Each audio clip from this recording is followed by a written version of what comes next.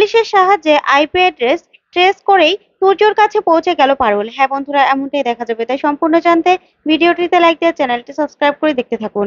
গল্পের শুরুতে দেখা যাবে রায়ান পারুল সবাই মিলে মনোজিৎকে বাড়িতে নিয়ে আসে। তখন মৈনাক বলতে থাকে, আচ্ছা ভাগ্যিস শ্রীতমা গিয়ে বয়ানটা দিয়েছিল, না হলে তো বাবাকে এত তাড়াতাড়ি আমরা ছাড়িয়ে আনতে পারতামই না। তখন মল্লার বলে, শ্রীতমাটাও যা, ও বলবে না সুদীপ্তকে কিডন্যাপ করে নিল আর ও মিথ্যে বয়ান দিয়ে দিল। কি করলো বলতো? কোনো একটা কিছু বললে সলিউশন তো পাওয়া যেত। না, কি করলো? ভয় পেয়ে সব মিথ্যে কথা বলে দিল। তখন পারুল বলে, বলবেই তো, রায়ানের বন্ধু না, আর কি করবে? তখন রায়ান বলে, এই জন্তু, সুযোগ পেয়ে আমার কথা বলছিস? তখন ঠাম্মি বলে, তোরা চুপ করবি, তোরা চুপ কর। তারপরে ঠাম্মি মনোজিৎকে জড়িয়ে ধরে কাঁদে আর বলে, আমি কত কষ্ট পেয়েছি বাবা, তুই বাড়ি ফিরে এসেছিস, আমি শান্তি। তখনই রুকু বলে, ঠাম্মি তুমি একদম কেঁদো না, কেঁদো না তুমি। তারপরে দাদু বলে, ছোট খোকা, এরকম মন খারাপ করে কেন বসে আছিস? তখনই কাকু বলে, বাবা, আমার জন্য তো আপনার মান সম্মান সব শেষ হয়ে গেল, শেষ হয়ে গেল আমার জন্য। তখন দাদু বলে, না, এটা কেমন কথা বলছিস তুই ছোট খোকা? আমি কোনোদিনও বিশ্বাস করি না যে তুই এরকম কাজ করতে পারিস। আমি কোনোদিনও বিশ্বাস করি না। আর এমনকি আমাদের বাড়ির সবাই তোকে বিশ্বাস করি। আমরা কোনোদিনও ভাবতেও পারিনি যে তুই এরকম একটা কাজ করতে পারিস। কেন নিজেকে এরকম ভাবে ছোট ভাবছিস বলতো? কেন এরকম ভাবে ভেঙে পড়ছিস? তখন পারুল বলে, হ্যাঁ কাকুমণি, তুমি কেন নিজেকে দোষারোপ করবে বলো তো? তোমার তো এখানে কোনো দোষ নেই, তোমার এখানে কোনো দোষ নেই। তখন দাদু বলে, এটাই তো বুঝতে পারছি না, হঠাৎ করে কে এমন আমাদের শত্রু হয়ে গেল যে আমাদের সবাইকে শেষ করার জন্য উঠে পড়ে লেগেছে, আমাদের এত ক্ষতি করছে। তখন পারুল বলে, দাদু আপনি একদম চিন্তা করবেন না, আমরা ঠিক তাকে খুঁজে বের করবো, বের করবোই। তারপর দেখা যাবে রায়ানের বাবা পারুলের কাছে আসে, এসেই বলে, সত্যি পারুল, তোমার কাছে তো আমাদের ঋণ বেড়েই চলেছে। তুমি আমাদের বাড়িটাকে এমন ভাবে আপন করে নিয়েছো না, কি বলবো। তুমি আমাদের সব বিপদ থেকে রক্ষা করছো। তুমি আমাদের বাড়ির লক্ষ্মী হয়ে থাকো মা, লক্ষ্মী হয়ে থেকো। তখনই পারুল খুশি হয়ে যায় রায়ানের বাবার এমন কথা শুনে। ওইদিকে কাকু কাকিমার দিকে তাকায়, তাকিয়ে কিছু বলতে যাবে, তখনই কাকিমা বলে, একদম চুপ করো তুমি, আমার সঙ্গে তুমি কোনো কথাই বলবে না, বুঝতে পেরেছো? তুমি সবাইকে বিশ্বাস করাতে পারলো, আমি তোমাকে কোনোদিনও ক্ষমা করবো না, কোনোদিনও না। তুমি আমার মান সম্মান সব শেষ করে দিয়েছো, সব শেষ করে দিয়েছো তুমি। তখন পারুল বলে, কাকিমণি, আপনি এসব কি বলছেন? যেখানে তাকে আইন ছেড়ে দিয়েছে, যেখানে সবাই জানে যে এই মানুষটা নির্দোষ, কিচ্ছু করেনি, সেখানে আপনি মানুষটাকে দোষারোপ করছেন। উল্টো ওনার পাশে থাকা দরকার আপনার, আর তা না করে আপনি কাকুমণিকে এভাবে এভাবে দোষারোপ করছেন। তখনই কাকিমণি পারুলকে বলে, শোনো পারুল, তুমি না আমাকে একদম জ্ঞান দিতে আসবে না, বুঝতে পেরেছো? আমার জায়গায় কি তুমি আছো? তখনই কাকু কাঁদতে থাকে আর বলে, আমাকে না কেউ বিশ্বাস করবে না, আত্মীয় স্বজন কারো কাছে আমি মুখ দেখাতে পারবো না, এ জীবন রেখে কি হবে, কি হবে আমার? এই বলে কাঁদতে কাঁদতে ভিতরে চলে যায়। তারপর পারুল বলে, বাহ কাকিমণি বাহ, আপনাকে আমি ভেবেছিলাম যে আপনি অন্তত কাকুমণিকে বুঝবেন, কাকুমণির মেন্টালি সাপোর্ট দিবেন। আপনি অন্তত কাকুমণির পাশে থেকে বলবেন যে না, তুমি ভয় পেও না, তোমার পাশে আমরা আছি। আর সেই আপনি কাকুমণিকে ভুল বুঝছেন, এভাবে অপমান করছেন, ছি, আমি তো ভাবতেই পারছি না। তখনই কাকিমণি বলে, শোনো পারুল, আমাকে না একদম জ্ঞান দেবে না।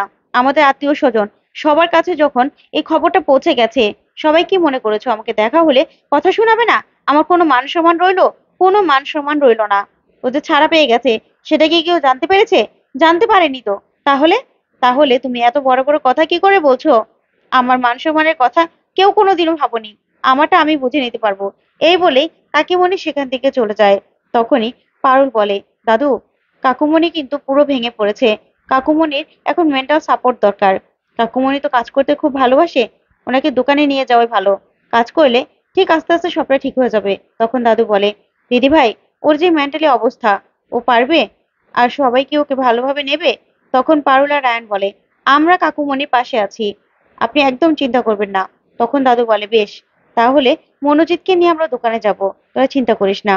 তারপরে পারুল আর রায়ান দোকানে বসে থাকে। ওইদিকে মনোজিৎ সবাইকে কাস্টমারকে গয়না দেখাতে থাকে। তখনই একজন কাস্টমার বলে ওঠে, না, আপনি গয়নাটা রাখুন, আমার মেয়ের দিকে একদম হাত বাড়াবেন না আপনি।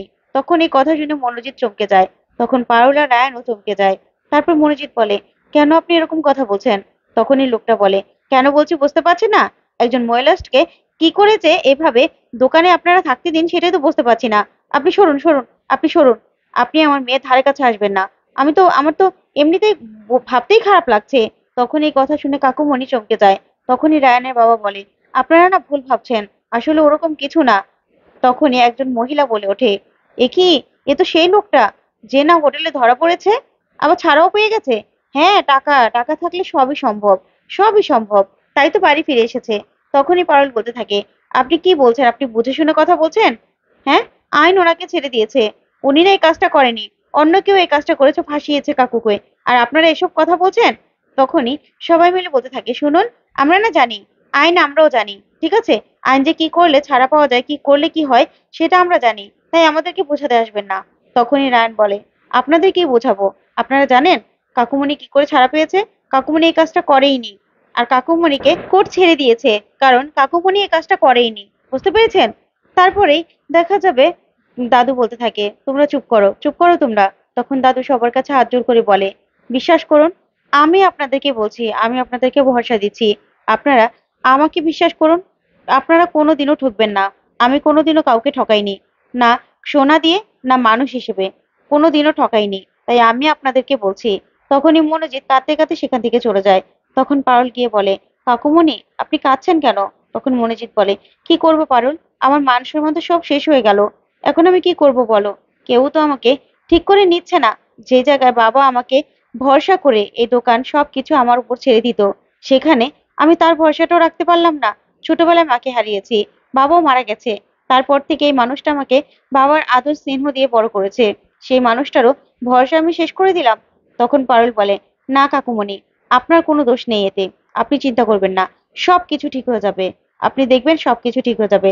তারপরে পারুল রায়ানের কাছে আসে, এসেই বলে, রায়ান, শিরিনের বন্ধুরা সেদিন রিপোর্টার ছিল না, চল শিরিনের বাসায় যেতে হবে। তখন রায়ান বলে, আচ্ছা ঠিক আছে চল।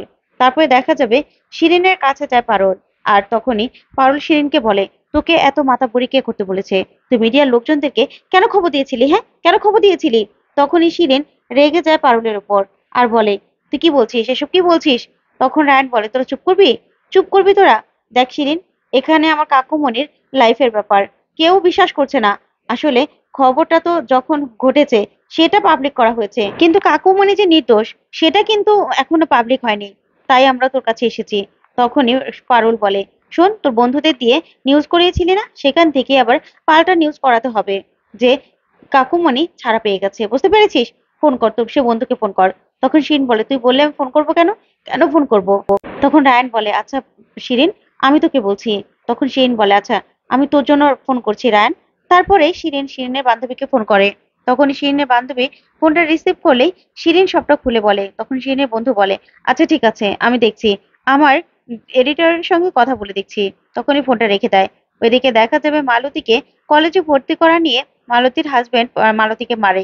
সেটা দেখে রুকু চমকে যায় আর বলে, না, তুমি না ভয় পাবে না মালতী, তোমাকে এখন আরেকটা সুযোগ দিয়েছে তোমার জীবন, তাই তোমাকে সেটা মেনে নিতে হবে। তোমার স্বামী তোমাকে নিয়ে ভয় পাচ্ছে, তুমি পড়াশুনো করলে তোমার চোখ খুলে যাবে, তার জন্য তুমি না ভয় পাবে না, তোমাকে আমি আর গোপাল মিলে ভর্তি করিয়ে দেবো। তখন মালতীও রাজি হয়ে যায়।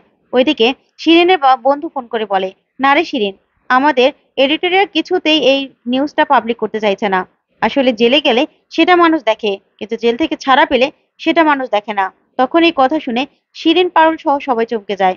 তখন পারুল বলে, আমি জানতাম তোর বন্ধু তো, তোকে দিয়ে কিচ্ছু হবে না, কাজের নামে নেই, শুধু বড় বড় কথা, তাই না? বড় বড় কথা বলেছিলি তো শিরিন, তোকে দিয়ে না কিচ্ছু হবে না, আমি জানতাম। তখনই রায়ানকে পারুল বলে, রায়ান চল, চল তুই, আমাদেরকে ওই লাইভ নিউজের অফিসে গিয়ে হানা দিতে হবে, চল। তারপর দেখা যাবে রায়ানকে নিয়ে সেখান থেকে বেরিয়ে পড়ে পারুল। তারপর দেখা যাবে কাকুমনির মোবাইল থেকে আইপি অ্যাড্রেস ট্র্যাক করে ফেলে পুলিশ অফিসার। তো বন্ধুরা, তুর্যকে কি এবার ধরতে পারবে পারুল? তোমার